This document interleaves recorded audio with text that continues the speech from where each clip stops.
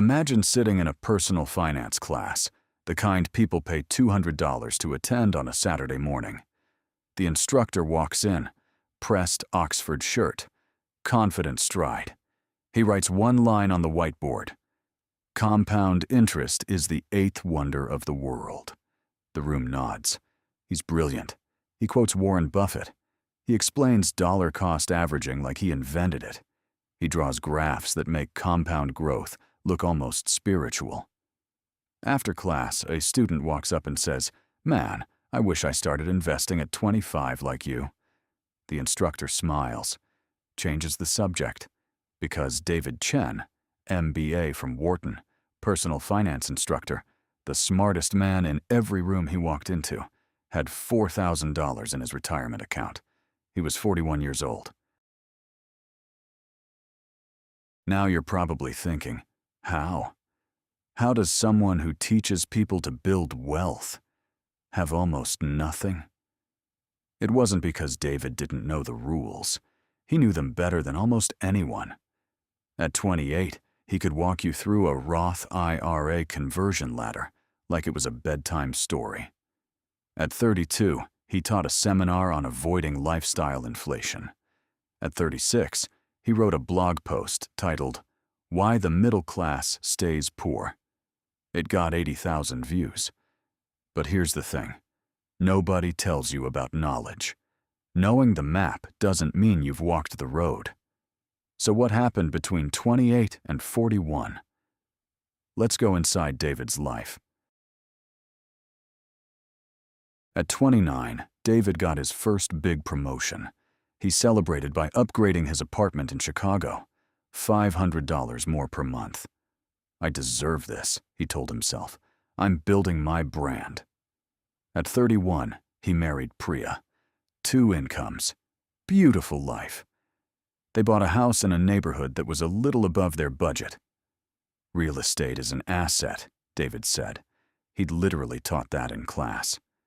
At 34, they had a daughter. Childcare ate $2,000 a month. The 401k contribution paused, temporarily. At 36, David's side hustle, the weekend finance classes, started making real money. So he reinvested it all into a course platform he was building. A business, not savings. "You don't get rich saving," he'd say. "You get rich building." At 38, the course platform failed. $40,000 gone. Priya found out about the debt the same week their furnace broke. Every single decision David made, he could explain it, justify it, frame it with the right vocabulary. And every single decision was quietly, slowly, making him poorer. The knowledge was real. The behavior never matched it.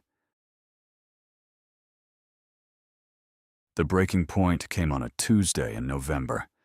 David's daughter, she was 7, came home from school with a worksheet. "What does your dad do?" it asked. She had written, "My dad teaches people how to save money." David sat with that paper for a long time. That night, he logged into his retirement account for the first time in 2 years. $4,212. He did the math. At his current rate, he'd retire at 83 if he was lucky. He opened a Google Doc, not to write a blog post, not to plan a new course. He wrote one question at the top of the page. Why do I teach this but never do it? And for the first time in 13 years, David stopped being a teacher and started being honest with himself.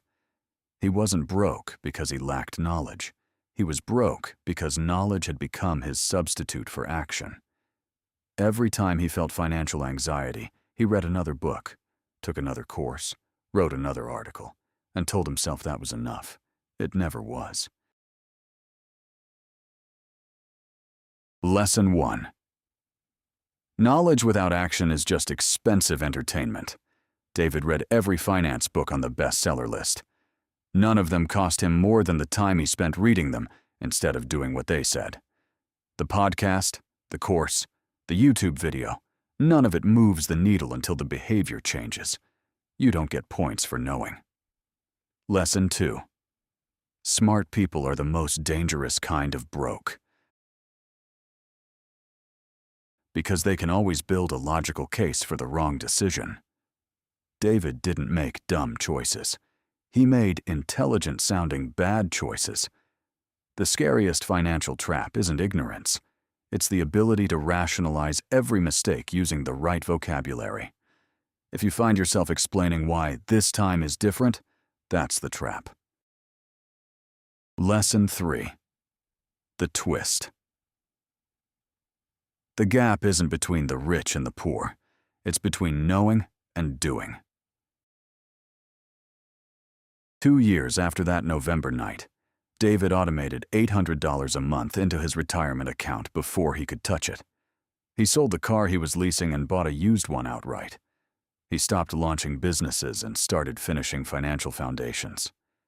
At 43, he finally felt what he'd been teaching since 28. It didn't feel like a lecture. It felt like relief. The twist? He's now teaching the one thing he left out of every class: how to actually start. The smartest move you'll ever make isn't reading one more book. It's opening the account, setting the transfer, and pressing confirm. Knowledge got you here. Action gets you there. Start today. Not Monday. Today. Subscribe to Cash Narratives and share this with someone who needs to hear it. New story every week. Let's build something real.